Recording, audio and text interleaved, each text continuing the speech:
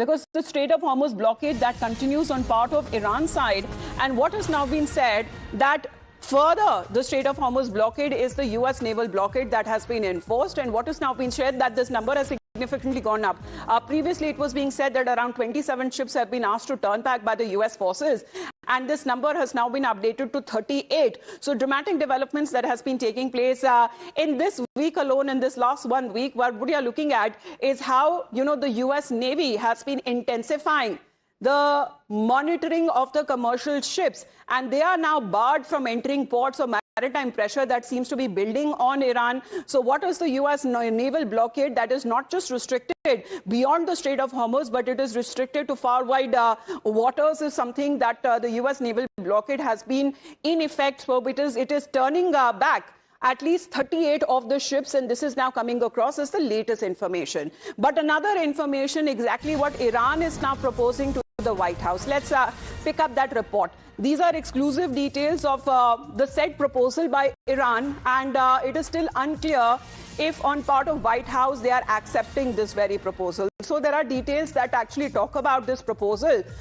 When it comes to the nuclear negotiations, Iran wants the talks to be held later, to be postponed. But however, the main priority remains when it comes to opening of the Strait of Hormuz. So as far as the economic blockade is concerned, that seems to be working, as now Iran is also realizing as far as its entry and exit points of the Iranian ports are concerned, that has been blocked by the U.S. naval blockade. However, Iran here also seems to be feeling the pinch, Mayank, because this is something which President Trump has been saying, because when he said that, we wanted talks, Iran said a proposal, I was not very happy with it. And when we said we are going to, happen the talks on a negotiation by a phone call and not a face-to-face talk, he again said that we have received another proposal. So what is this proposal that Iran seems to be giving? Of course, no confirmation coming yet from the U.S. side.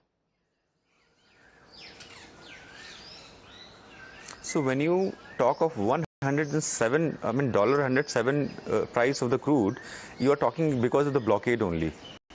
This is for the significance of viewers, and also understand this point. Whatever you say, geography has been in the favor of Iran, because northern side of the entire stretch of Strait of Hormuz lies with Iran, and there is something called as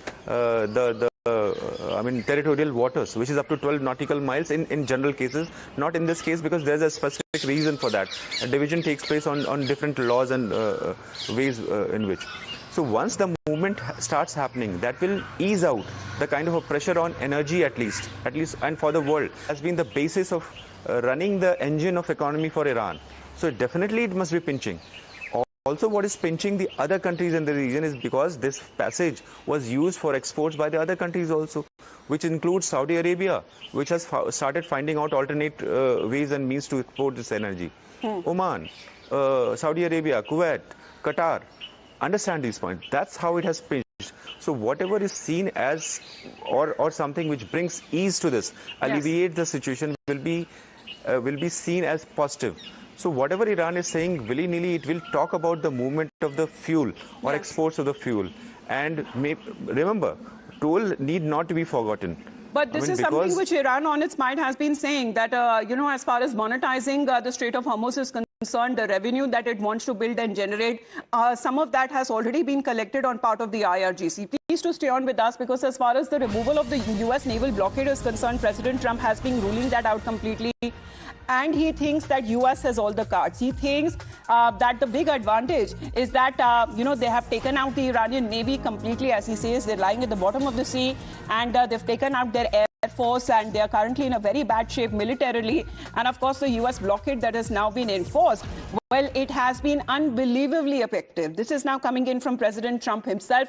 Of course, this is a statement that he has repeated in the past. But now this seems to be the very condition where President Trump now seems to assert that it is the United States which has all of the cards. Remains to be seen exactly what happens now. Thank you, Mayank. We'll come back to you. In the meantime, we head into a very short break. The morning news continues on the other side.